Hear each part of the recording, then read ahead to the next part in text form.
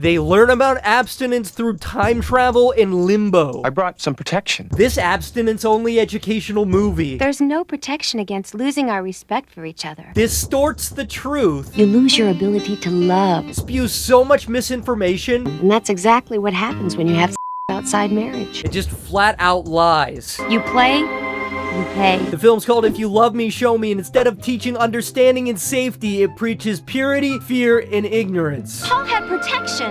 Yeah, well, the protection didn't protect. Our story begins with our central figure, Jenny, who's getting ready for a date with her mom, whose voice sounds oddly familiar. You've got so much going for you, Jenny. She soon gets picked up by her boyfriend named Paul. This isn't the way to the skating rink.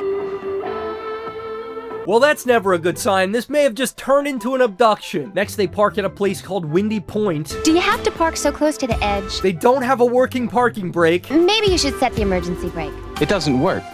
And here's some mild foreshadowing.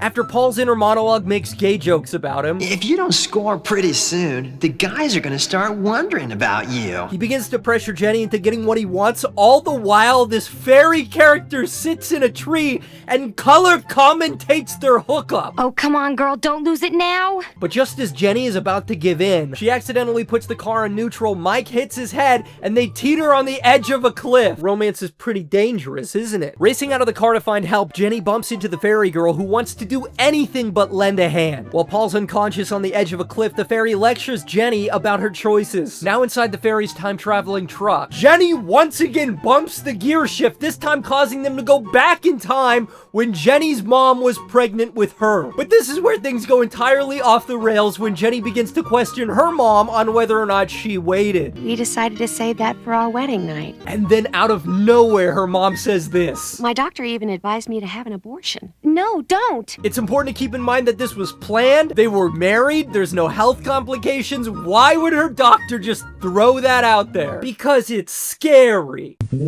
Well, after a bunch of moralizing from mom in this weird moment, I'll bet I know what you're gonna name your little girl. Jenny. Actually, Brunhilde. the fairy fixes Paul's parking brake, making everything go back to normal, except this time, because they didn't almost roll off a cliff, Jenny goes through with it, resulting in this. It's all my fault. Well, I'm glad you feel that way. For the baby's sake. Baby! Now an expecting mother, Jenny has only one option: go back in time and never go to Windy Peak to begin with. This results in her nearly losing Paul to another girl. But luckily the fairy busts into their school cafeteria, unleashing a huge load of misinformation through song, dance, and limboing. Please share if you've seen this before.